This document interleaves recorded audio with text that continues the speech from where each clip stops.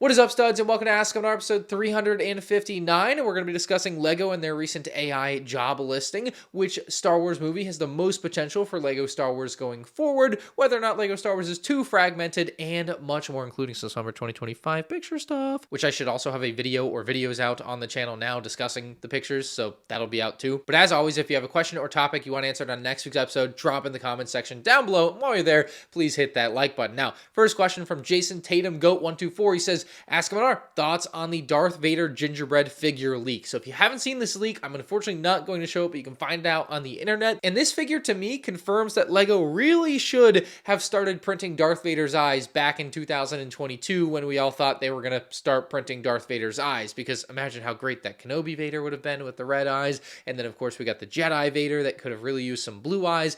And then my biggest takeaway looking at this gingerbread Vader is that he really could have used some type of eye printing to sell the gingerbread feel to me. Like the top just feels incomplete on this gingerbread design. The torso and the legs look nice. Also, though, the color kind of looks off to me, but it's a really bad picture, which could just have color that's off from a bad camera or bad lighting. So it's hard to really nail that down. But I mean, yeah, it's a gingerbread Darth Vader. It's nothing crazy, unfortunately, in my opinion.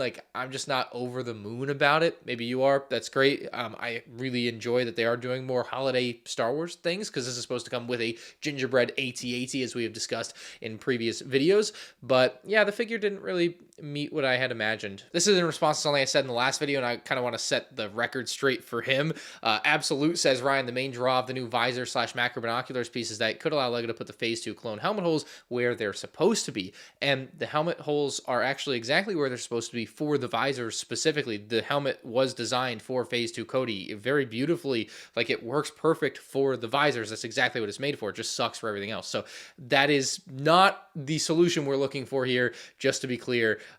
So they aren't going to do that, certainly, and they should not do that, certainly, as well. Next from Seb Ross, he says, what's a rare figure, piece, or even set that you think gets overlooked by the others? Cloud City Boba, I Heart New York Yoda, etc.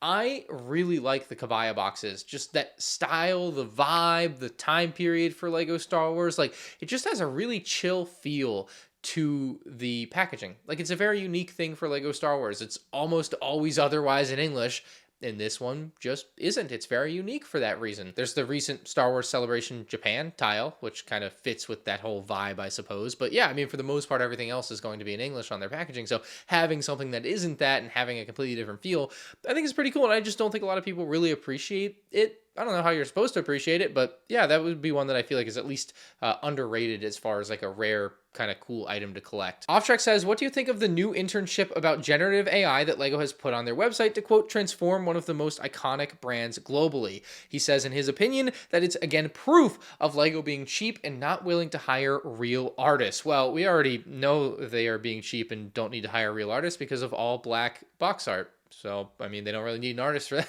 For that. All right, it's a good joke, right? I mean, it's kind of true, too, though. Man, some box art on that UCS Slave 1 would have just gone so hard. What a shame. Now, before we get into the very recent job listing, which, by the way, has now apparently been deleted, we have to go back to early 2024, which I believe was kind of LEGO's first foray into AI artwork, where they put some Ninjago character artwork that was clearly AI onto their LEGO Kids website, and people weren't very happy about this, obviously posted about how unhappy they were, and LEGO very quickly responded, took it off the website, and then released a statement here that said, we have a clear policy to not use generative AI to create LEGO content. We fundamentally believe in the wonder and power of human creativity and will continue to encourage and celebrate the talented artists who help bring our brand and characters to life. These images were used in a test which happened outside of our usual approval process, and we will take all necessary steps to ensure that it won't happen again.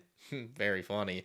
They then say, we believe generative AI offers interesting opportunities and we will continue to explore how we can use it to improve the experiences we offer and our ways of working. So, and obviously at the end of that, they leave it very open that AI for them is going to continue to be around. So I guess having reread that statement, because I know they had made a statement, I just hadn't reread it a year ago, and they were like, AI, we're sorry, basically. Our bad. They clearly leave it open, and I think this recent job listing is kind of a continuation of that open-endedness in that original statement. And so they put up the job listing for the internship for some sort of AI position where you're going to use AI to do LEGO stuff, whether it's content, art, or maybe some back-end stuff of figuring out what customers like. I don't know what they're going to use it for exactly, but at some point they clearly want to use it there. Now, I am very aware that the internet at large, or at least the people that I see talking about it, aren't very big fans of like AI being used for artwork, this, that, and the other, especially by a company like Lego with the amount of money and resources that they have at their disposal, right? Maybe it's a bit different if it's a small business in someone's eyes, but the point stands that that's what I generally see online. I personally think that it's not going anywhere, and there's no amount of like online, oh my god, this sucks, and they really need to stop this. AI is gonna get better every day, and companies are gonna continue to use it more every day. And like, I don't know, unless you guys are going to boycott over it, it's definitely not going to change. This isn't one of those things where it's like, oh yeah, maybe the product will get better tomorrow. Maybe they'll fix their printing issue, or maybe the artwork will get better and the designer will get better job. Like the AI thing, I don't think is going anywhere. I hate to be the bearer of bad news. I know it's not what people want to hear. I also think Lego should probably be spending money on cool people that make good art and like has the human touch to it. Like there's absolutely value in that. At least at this point with AI, you can't quite replicate what a human with like their thoughts and experiences can quite do with some of that stuff. But I mean, frankly, I just think it's not going anywhere, and it's not something that I've really concerned myself with learning a lot about. I don't like use AI in my day-to-day life. I certainly also hate the AI search engines. I think they kind of suck, but there's, maybe it'll get better. I just don't know if any amount of discussion on the internet is going to change the direction that that's going to go, because it's just going to continue to become a bigger part of people's lives over time. Like I pretty much hate every AI video I see on like Instagram or TikTok. Like it's really annoying. Like I don't think they're ever like good videos, or they're made in a way like to rage bait basically. So I find all of that kind of stuff rather annoying personally. And this is kind of a continuation of that. Like if they're using AI to create like Lego Star Wars box art, I would be rather like miffed about that. I think, we'll see what it entails. But I mean, clearly from their original statement, they left it open that they would come back to this. They basically said what you want to hear in the part that you would read in that original statement. And then at the end where you didn't read it, they were like, yeah, but we're going to continue to use this. So I don't find myself feeling super strongly about it, but just seeing the way people online react about it, and certainly like artistic people, I imagine like the people that Lego currently hires must feel some certain kind of way about that. That line of thinking is rather interesting to me. Like, are the people working for Lego now unhappy because it's like Lego is actively trying to replace them basically? Like, here's your replacement, it's a computer. Like, I'm sure that doesn't feel great if you're one of these people that works for Lego and you do a lot of the artwork stuff. Like that's, yeah, probably a scary thought, I imagine. So I can understand where the strong feelings come from. Next, from R4 Studios, he says, I just got a $250 Fortnite refund. I can't believe that's a sentence, but congratulations. It's basically like your tax refund. He says, should I buy the turbo tank or MTT? If so, which one? I gotta say, not to be rude, I don't know how you found a way to spend at least $250 on Fortnite. That's also a crazy takeaway to me, but congratulations on at least getting some of that money back. I would go with the MTT. I think both these sets obviously have some issues, but the MTT looks much better to me than the turbo tank. It's a much more like complete looking build. I don't know, the gunmetal gray commando droids, what are we doing? Why are they gunmetal gray? Am I missing something here? Like I haven't had the time to fully digest these new pictures that drop, but gunmetal gray, I don't know about that.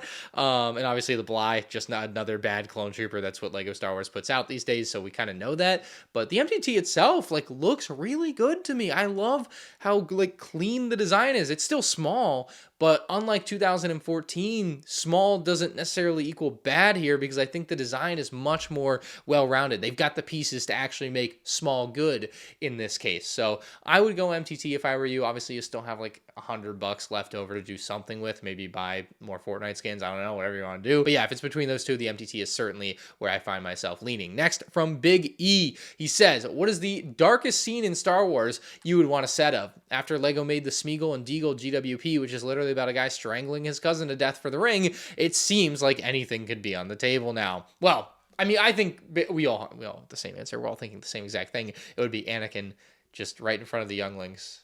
Master Skywalker, what are we going to do? Insert lightsaber ignition sound. I don't know. That would be the darkest Star Wars set they could possibly create, and it's also a set that I would love to have just because of how crazy it would be to exist.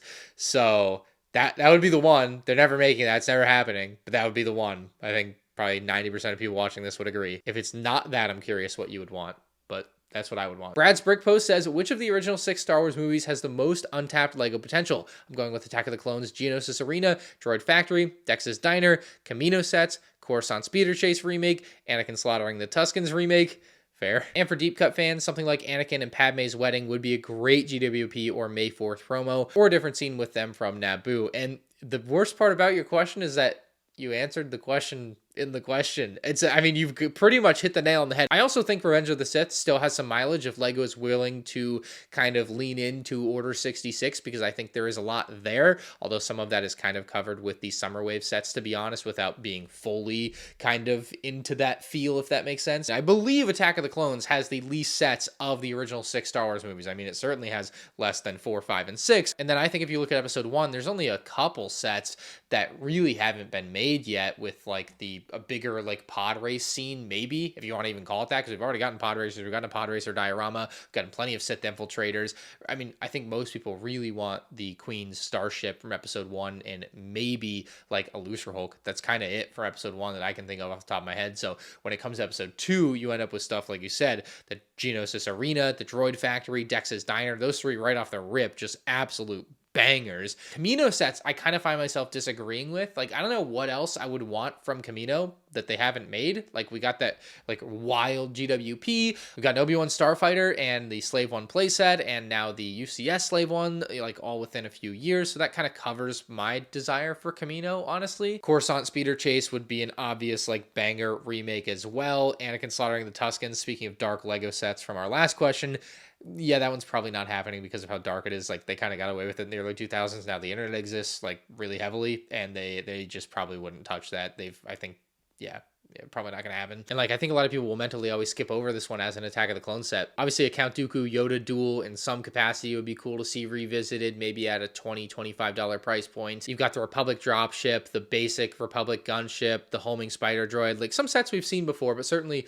also would be great to see remade going forward. So yeah, I think Attack of the Clones as well, because they haven't really revisited those clone troopers in the newer style, other than the Clone Commander and like the basic Phase 1 clone trooper. Like, you've still got 4 other of the color clone troopers that they can do there, so that gives you some potential for some sets to get people to collect all the different colored clone troopers as well, even though there aren't as many options as the Clone Wars and Revenge of the Sith, right, with all the different variants that you get from that.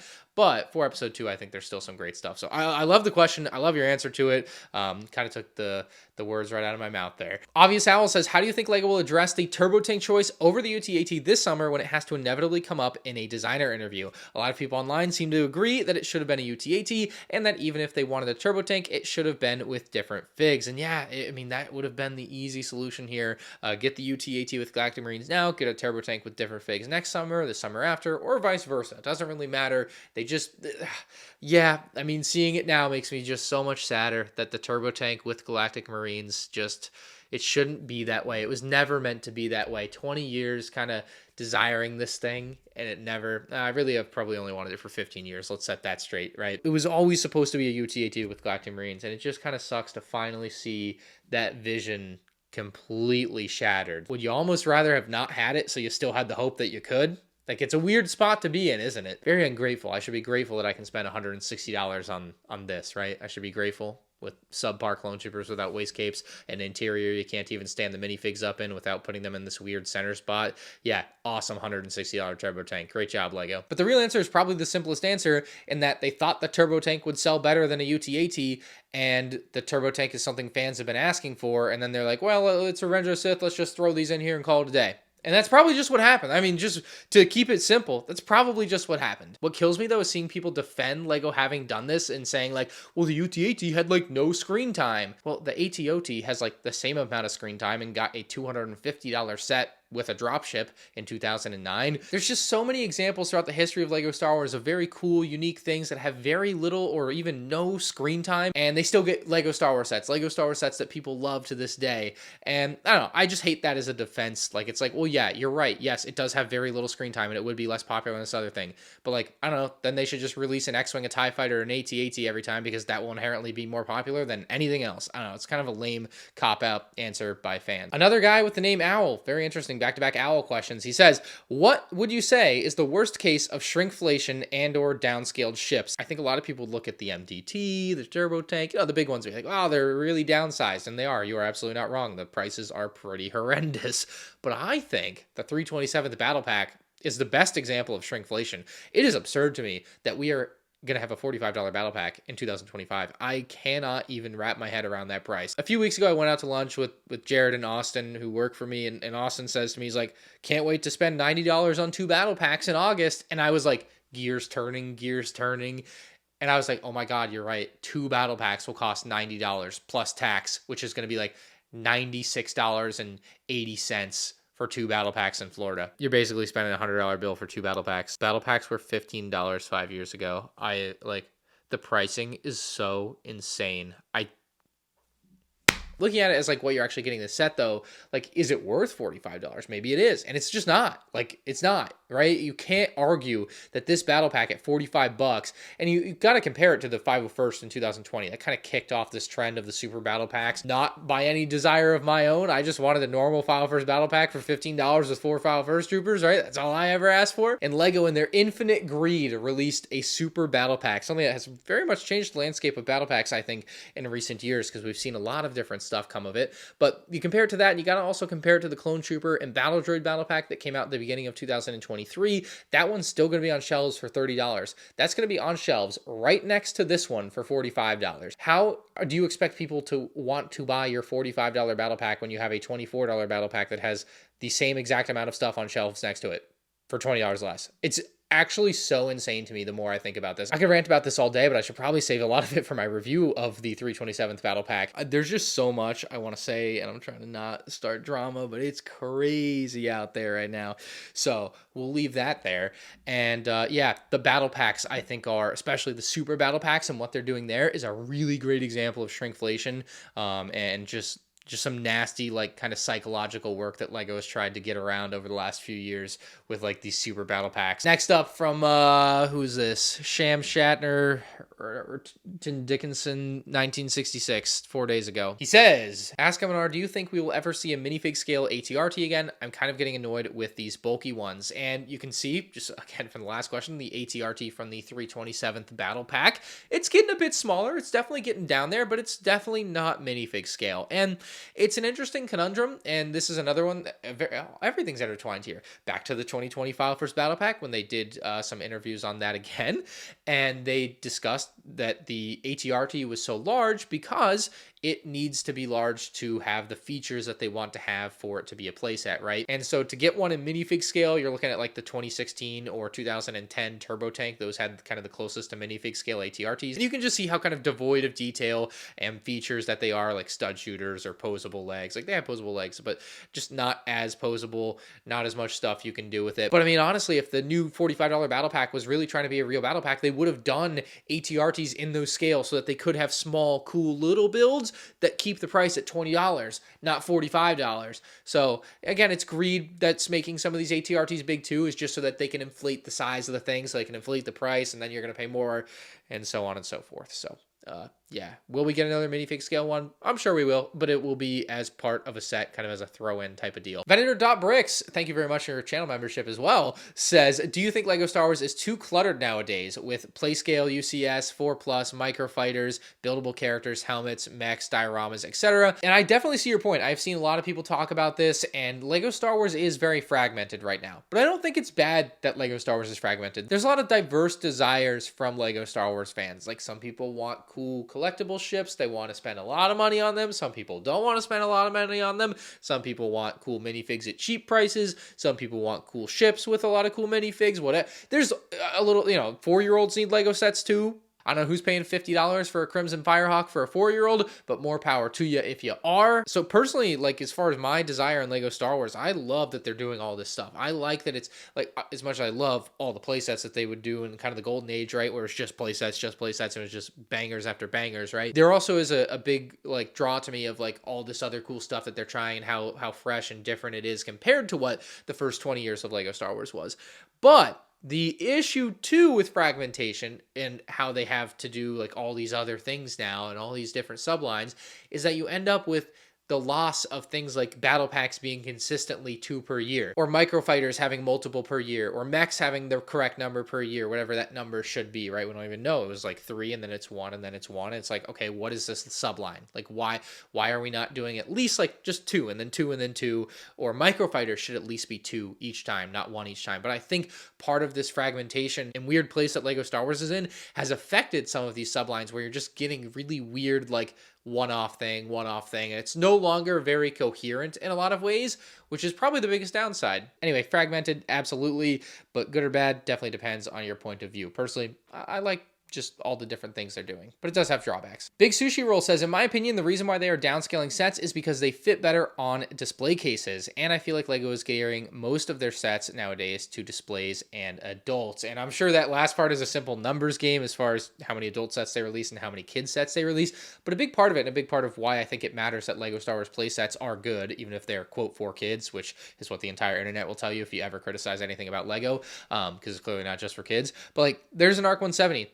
They don't have a UCS ARC 170. This ARC 170 is the only ARC 170 you can buy. It should be good for everyone, and frankly, I don't think that it is, and that sucks. So I take pretty big issue with that, versus back in the day, I felt like the sets were good for everyone, at least in the ARC 170's case, the 2010, 2005. Like, those were much better for both kids and adults at the same time, and Lego, for some reason, in some cases can't do that, and then in other cases can do it very well. Like the Tantive 4 Hallway, great playset, also awesome display set. Both things can be true at once. Now, personally, I disagree with you. I think the downsizing happening to fit better on shelves, or like if people are running out of space, like I think it's just a happy accident that it happens to fit better for some people. I really truly believe the downsizing is to hit price points, but again, if you haven't checked out the MandR Vlogs channel, you gotta check out the MandR Vlogs channel. I'm gonna have to ask Nathan Clark, the next opportunity I get, former Lego Star Wars designer, if this is ever a consideration or was a consideration when he was designing sets a couple of years ago. So that might be a great answer. We'll be able to get there. I'll try to report back in the future with that. Nerds Animation says, I've noticed that 2 Walmarts in my area have taken down the glass cages around the Lego.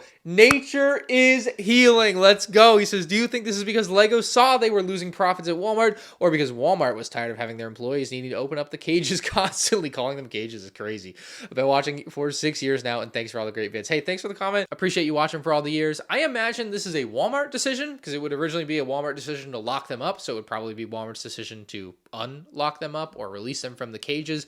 But I mean, to me, it's unquestionable that if I walk into a store, I'm a lot less likely to buy something if I can't just grab and feel it and hold it, whatever. And I also have to like go find an employee in Walmart of all places. I have to find an employee to open the cages to buy the Lego.